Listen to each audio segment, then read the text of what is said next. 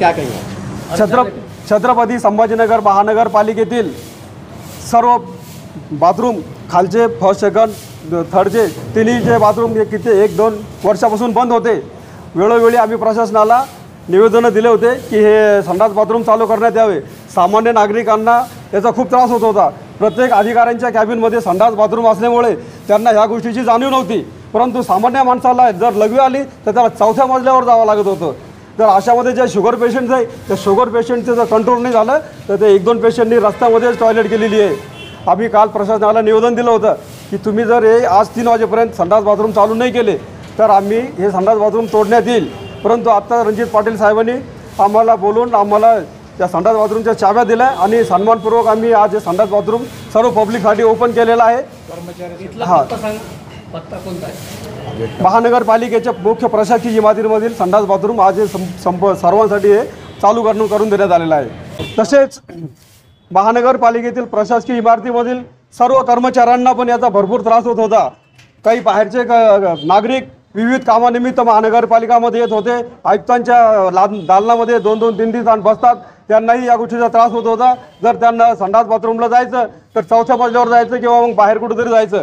त्याच्यामुळं यासाठी आम्ही साहेबांना निवेदन दिलं आणि त्यांनी याची दखल घेऊन आज हे संडास बाथरूम सर्वांसाठी चालू करून देण्यात आलेला आहे.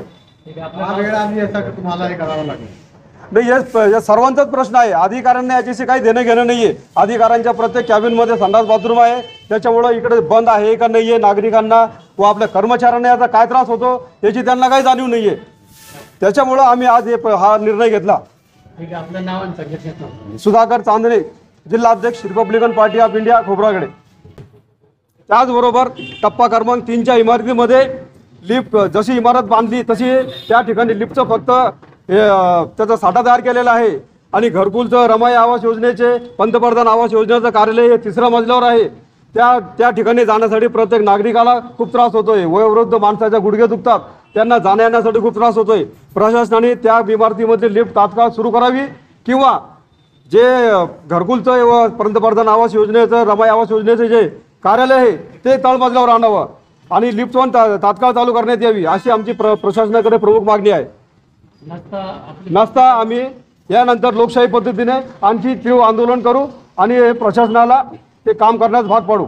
मैं लतीफ़ जब्बार खान, ये हमारे सुधाकर चांदने साहब ने ये तो आज जो तो 2 महीने से इनका चल रहा था. जब से काम चालू है, जब से उनको फिक्र तड़प थी कि भाई ये कब चालू होगा, लेकिन काम हो गया पूरा और होने के बाद इसको कुफल मार दिया गया.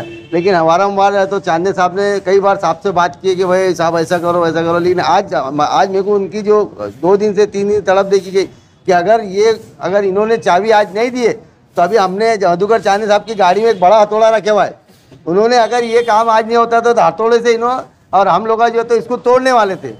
लेकिन भले ही सिर्फ हमारे साहब को मैं जो भी जिसने साहब ने चाबी दी है इनका शुक्रिया अदा करता हूँ और उनको दिली मुबारकबाद देता हूँ, हमारे चांदने साहब को और हमारी चांदने साहब की टीम को.